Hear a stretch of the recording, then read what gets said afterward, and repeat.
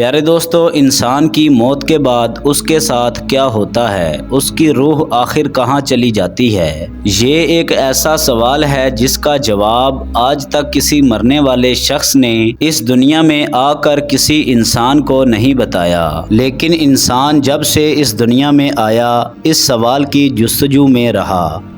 بسم اللہ الرحمن الرحیم۔ السلام علیکم ورحمۃ اللہ وبرکاتہ۔ پیارے دوستو، دراصل انسان جب اس فانی دنیا کو چھوڑ کر جاتا ہے تو اس کی روح اس دنیا اور اس کے جسم کو چھوڑ کر ایک ایسے مقام پر جاتی ہے جسے عالم برزخ کہا جاتا ہے۔ لفظ برزخ دو چیزوں کے درمیانی فاصلے یا پھر پردے کو کہا جاتا ہے۔ اس عالم کو عالم برزخ اس لیے کہتے ہیں کیونکہ اس کا آغاز موت اور روح سے لے کر قیامت قائم ہونے تک باقی رہتا ہے۔ پیارے دوستو، مرنے کے بعد تمام انسان اور جنات قیامت تک عالم برزخ میں رہتے ہیں۔ مومن کے لیے برزخ جنت کی طرح ہوتا ہے، جبکہ کافر کے لیے دوزخ کی مانند۔ روایت کے مطابق مرنے کے بعد انسان کی روح کو قبر میں ایک مرتبہ پھر اس کے مادی جسم میں پہنچایا جاتا ہے، جس کے بعد منکر نکیر قبر والے سے سوال کرتے ہیں اور اس کے بعد اس کے اعمال کے مطابق اسے دو نورانی فرشتے آسمان کی طرف لے جاتے ہیں۔ پیارے دوستو، اگر روح نیک اور مومن ہوتی ہے تو اسے علیین نامی مقام میں چھوڑ دیا جاتا ہے، اور اگر روح بری یا پھر کفر و شرک کرنے والی ہوتی ہے تو اسے سجین میں ڈال دیا جاتا ہے۔ علیین اور سجین عالم برزخ کے دو مقام ہیں جو کہ مومن اور کافر کے لیے خاص ہیں۔ علیین میں موجود لوگوں پر اللہ تبارک و تعالیٰ کی خاص رحمتیں نازل ہوتی ہیں۔ وہ باغ نما جگہ پر ایک دوسرے کے ساتھ رہتے ہیں۔ یہاں پر نیک روحیں ایک دوسرے کو پہچان لیتی ہیں جنہیں وہ دنیا میں جانتی تھی۔ یہ روحیں ایک دوسرے کو دیکھ کر خوش ہوتی ہیں اور ایک دوسرے سے باتیں کرتی ہیں اور دنیا کے حالات کو یاد کرتی ہیں جو وقت انہوں نے دنیا میں گزارا تھا۔ پیارے دوستو، یہ روحیں یہاں پر آنے والی نئی روحوں سے اپنے پیاروں کی خبر بھی لیتی رہتی ہیں کہ میرا فلاں رشتہ دار کس حال میں ہے۔ اگر نئی آنے والی روحیں انہیں یہ بتاتی ہیں کہ تمہارا فلاں رشتہ دار تو مر چکا ہے مگر وہ یہاں پر نہیں پہنچا، تو یہ برزخی روحیں سمجھ جاتی ہیں کہ انہیں سجین میں ڈال دیا گیا ہوگا۔ پیارے دوستو، نیک روحیں اپنے گھر والوں کا انتظار علیین میں ایسے ہی کرتی ہیں جیسے کوئی گھر والوں سے دور اپنے گھر والوں کو ملنے کا انتظار کرتا ہے۔ برزخ میں نیک روحوں کے ساتھ انبیاء کرام، صحابہ کرام، شہداء کرام اور صالحین کی روحیں بھی ایک مقام پر ساتھ رہتی ہیں۔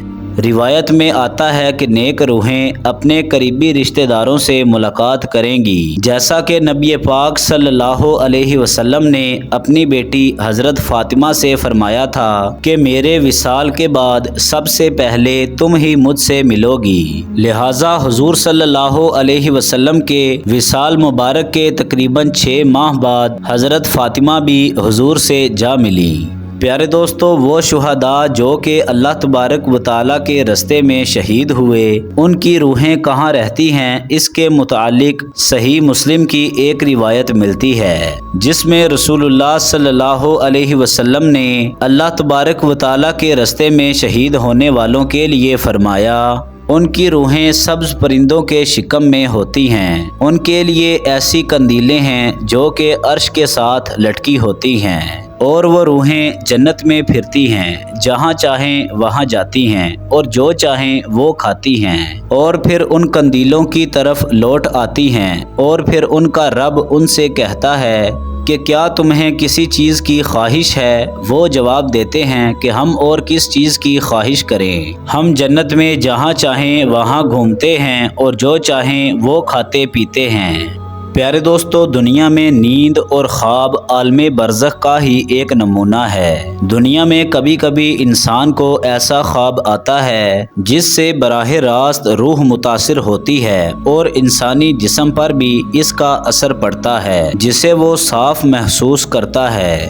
بعض دفعہ تو خواب دیکھنے والا انسان خواب دیکھتے ساتھ ہی کھڑا ہو جاتا ہے اور چلتا پھرتا دھکے دیتا اور باتیں کرتا ہے۔ حالانکہ وہ نیند میں ہوتا ہے، کیونکہ اس انسان کا جسم خواب سے جڑا ہوتا ہے اور وہ ہر بات محسوس کرنے لگتا ہے۔ بالکل اسی طرح جب انسانی روح عالم برزخ میں سزا و جزا پاتی ہے تو اس کا اثر قبر میں موجود جسم پر بھی ہوتا ہے۔ پیارے دوستو، جیسا کہ صحیح مسلم کی ایک روایت ہے کہ حضرت زید بن ثابت رضی اللہ تعالی عنہ فرماتے ہیں کہ نبی صلی اللہ علیہ وسلم بنو نجار کے باغ میں اپنے خچر پر سوار تھے اور ہم حضور کے ساتھ تھے کہ اچانک آپ کا خچر بدکنے لگا۔ قریب تھا کہ وہ آپ صلی اللہ علیہ وسلم کو گرا دیتا۔ وہاں پر 5-6 قبریں تھیں۔ حضور نے فرمایا، کیا کوئی ان قبروں کو پہچانتا ہے؟ ایک شخص نے عرض کیا کہ میں جانتا ہوں۔ حضور نے فرمایا کہ انہیں کب دفنایا گیا ہے؟ اس نے کہا کہ زمانہ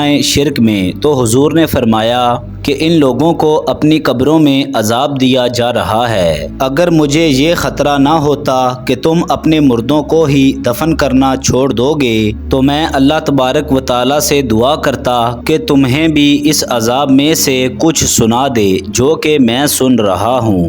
پیارے دوستو، ابن فارس کتبی اپنی تاریخ فارس میں ایک روایت بیان کرتے ہیں کہ 590 ہجری میں بغداد کے ایک مقام تل احمر کے پاس ایک مردہ بوسیدہ حالت میں پایا گیا جس کی صرف ہڈیاں باقی رہ گئی تھیں۔ اس کی کیفیت یہ تھی کہ یہ معلوم ہوتا تھا کہ اس کے دونوں ہاتھوں اور دونوں پاؤں میں لوہے کی میخیں ٹھوکی گئی ہوں۔ میخوں کے نشان اس کے پیٹ اور کھوپڑی پر بھی موجود تھے اور وہ مردہ بڑی ہی خوفناک حالت میں اپنی قبر میں پڑا ہوا تھا۔ پانی کے بہاؤ نے تل احمر کی زمین کو کھول دیا تھا اور وہ مردہ باہر آ گیا تھا جس سے سب کو عبرت حاصل ہوئی۔ پیارے دوستو، بعد گمراہ اقوام اور مذاہب کا یہ عقیدہ ہے کہ مرنے کے بعد انسانی روحیں اپنے اعمال کے مطابق جانور یا حیوانات کی شکل اختیار کر لیتی ہیں۔ یہ روحیں دنیا میں ہی چکر کاٹتی رہتی ہیں اور کبھی کبھی اپنے جسم میں واپس آ جاتی ہیں۔